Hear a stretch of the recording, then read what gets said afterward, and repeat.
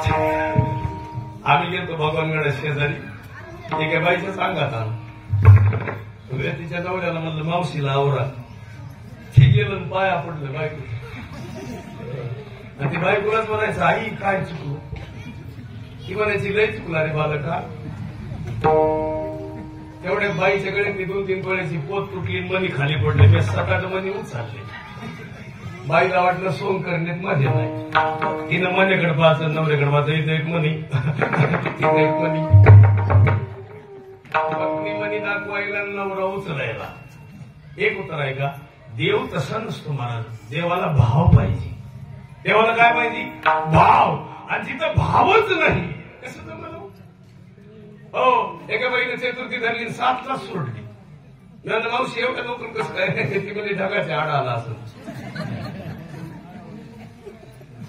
एक बाई देव पूजित होती कुत्रा आलं तिने देव फेकून हाणला देव मला पूजू नको पण फेकू नको काही गरज आहे का निर्मळ अंतकरण व्हावं याच्यासाठी आता लई गोड आहे माझी आई येत म्हणून बोलतो पुरुष आहे सगळे पुरुष म्हणजे खरं सांगा बरं आपल्याला मुलाची जास्त आपल्या भावाच्या मुलाची जास्त लग्नाची काळजी का साडूच्या मुलाच्या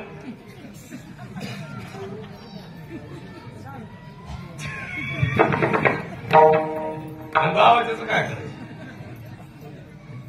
आता तुम्ही महिला म्हणलं मला खरं सांगा तुम्ही आता ही पोरी म्हणून बोलतो छोटे छोटे दिदी लय खास आहे आपल्या घरातली आहे ही दिदी आहे ना दिदी तू हुशार आहे खरं सांग चुलती जवळ राहती का मावशी चुलती बरोबर आहे मम्मीनं चुलतीला चांगलं बोलावं का मावशीला बरं मम्मीला जास्तीत काही काही कामाला कोणी येईल चुलती का मावशी आणि मावशी कवा येईल मम्मी गेल्यावर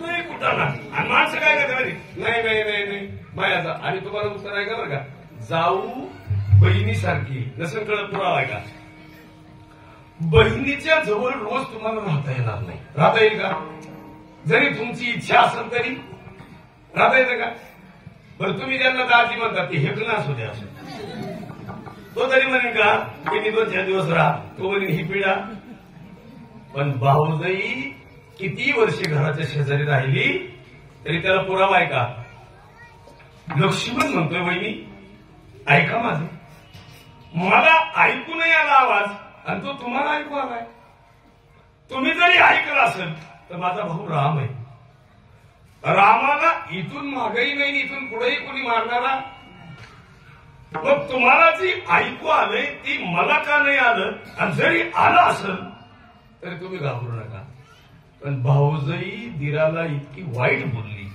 की दिराच्या कानाला ऐकवलं नाही मग महिला मंडळ दिराला आणि भायाला कधी वाईट बोलायचं नाही कळत पुरावा आहे का उगच शब्दानं वाईट बोलून ती दीर दारातून काढून दिला असं जायला गेलं तर त्यानं रेषा मारली आणि ते गेलं लक्ष्मण पण सीतेच्या दारात कोण आलं पुन्हा नाही कळलं का तुमच्या दारातून लक्ष्मण गेला की तुमच्या दारात कोण येतो म्हणून घरी नसू द्या पती पण दीर बाया पाहिजे घरात सासू सासरा सीतेच्या घरामध्ये कोणीच राहिलं नाही हरणाच्या पाठीमागे गेलेला रामाच्या पाठीमागे लक्ष्मणाला पाठवलं आणि लक्ष्मण जातो पण सीतेला रावणासोबत 6 महिने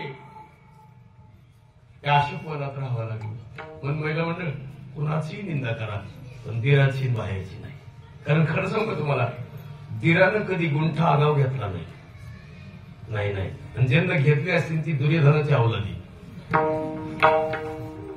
घेत नाही दीर गुंठावर जास्त घेत नाही 1 फूटभर जास्त घेत नाही भाऊ तुला पाणी मला पाणी तुला निमन मला विहीर एक असू द्या 4-4 दिवसाची बारी प्रेम आहे प्रेम सुख देई प्रेम सुख देई प्रेम सुख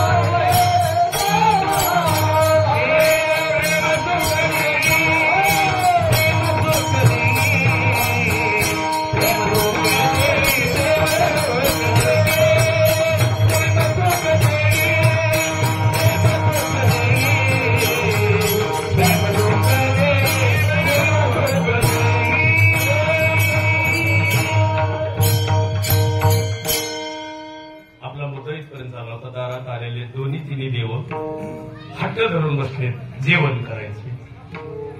आणि दिलेले कंदमुळ होते का हो? तुम्ही बघितले तिघटुडं ते नेलं मध्ये किचन मध्ये. त्यावेळेस किचन नव्हतं, आतमध्ये नेलं. आपल्याकडे किचन आणि ते लय राहत. महाराज ह्या देवाईनं सांगितलं अग्नी नसतानाही शिजवलं पाहिजे. आता अग्नी नसताना कसं शिजवतील? आणि कंदमुळे सुद्धा सूर्याला नमस्कार केल्यावर आपाप शिजले आणि ते प्लेट आणून ठेवले. ह्या बाबाईनं पुन्हा तरी ग बसाव. हे म्हणले नाही नाही नाही, या भांड्याचीच आम्हाला काय कर पदार्थ करून.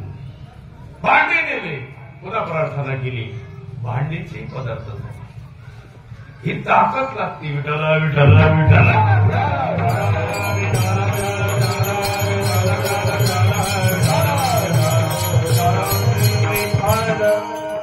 आपल्याकडे स्वयंपाकाचाच वैताग येतो बाहेर. आम्ही परवा दिवशी जेवाय गेलतो आणि ती जावाकडे गेली पीठ मागाय. बाई पीठ मागीच होती आणि जावाला म्हणली मला थोडं शेरभर नाही का पीठ देते का? ठीक आहे म्हणली. माहिती आता संपलंय. ती म्हणजे मला तरी काय करायचं होतं, पण तो खडके आलाय.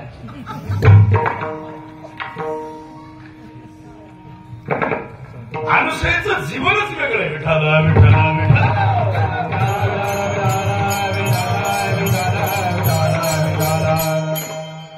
15 मिनिटं राहिले. आपण 15 मिनिटाला पुढे टाकून मग पुन्हा बाकीचं तुमच्या मनावर. विठाला विठाला विठाला.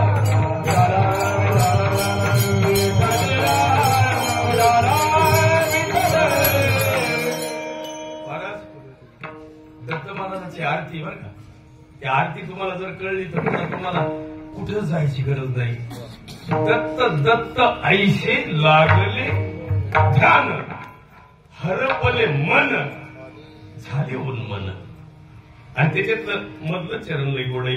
मी तूपणाची, आता बोळवण कशी करायची? मी तूपणाची झाली बोळवण, एका जनार्दनी श्री दत्त जाण. म्हणजे तुम्ही मी आणि तू, अहम मी हे सगळ्याची बोळवण करायला पाहिजे. विठाला विठाला विठाला.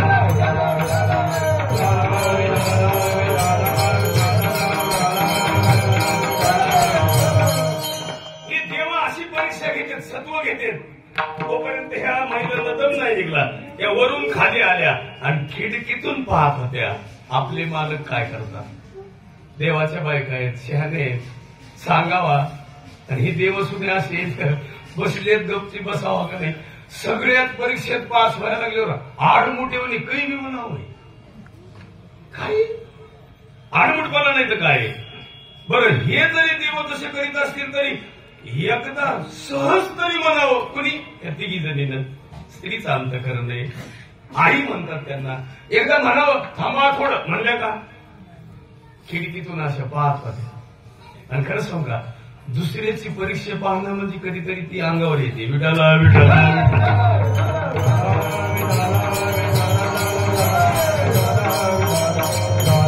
तुकोबाराचा अनुभव तुकोबाराय सांगतात. देव दिसतो कसा? अभंगाचं पहिलं चरण.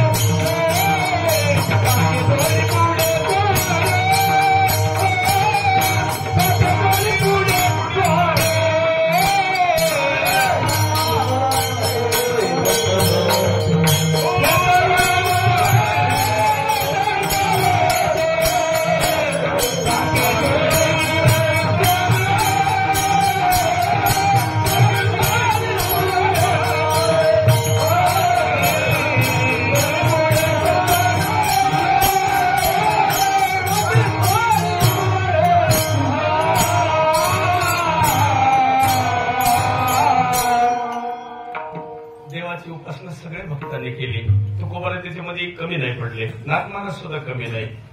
नाथ महाराजांचा साक्षात्कार आहे दत्त महाराजांचा.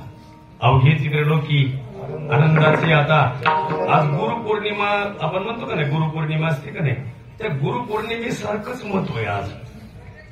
आज गुरुशी बोलणं, गुरुशी संवाद होणं, गुरुचे शब्द कानावर पडणं कधी दत्त महाराजांचं.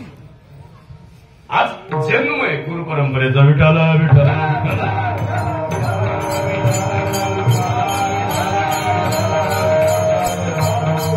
आणि म्हणून हे सगळं चालू असताना माझ्या सगळ्यांना विनंती करतो, प्रार्थना करतो, योगायोग असा आहे, आपलं नशीब चांगलं आहे, बलवत्तर आहे की कोरोना नंतर आपण आहे.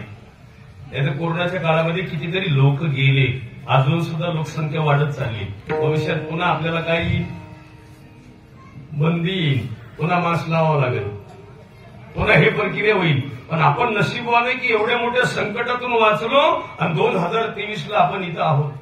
नाहीतर जवळजवळ ही संकट सोपं नव्हतं मागचं. कितीतरी लखपती माणसं गेली, 65 लाख रुपये गेले पण माणूस जगलं नाही. 65 लाख रुपये पैसे किती गेले. आमच्याकडे तर एक पाठामध्ये म्हणजे एका गल्लीला 17 माणसं एका दिवशी गेली. ते प्रेत पेटवायचे तर लाईन लागली होती आणि ते प्रेत पेटवायला कुणी नव्हते.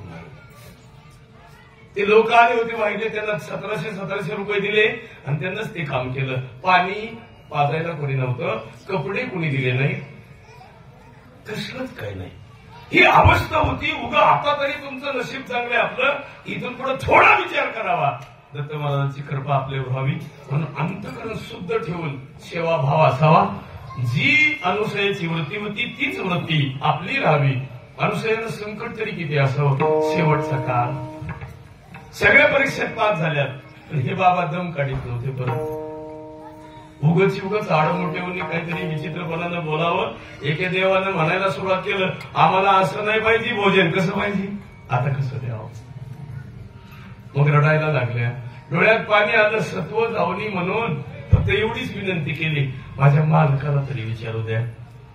मालक काय असं साधं होतं का? आताचं मालक असं तर ते गोसाई का बामन होते, ते कसे हल्ले असते. ते आतरी ऋषी होते महाराज, ते काही पत्नी काही साधेच होते का काय. शेवटी नाही दमच निघत. हे बाबा लय अवघड आहे. आणि सगळ्यांना विनंती करतो, शिव भोळा चक्रवर्ती त्याची पाय.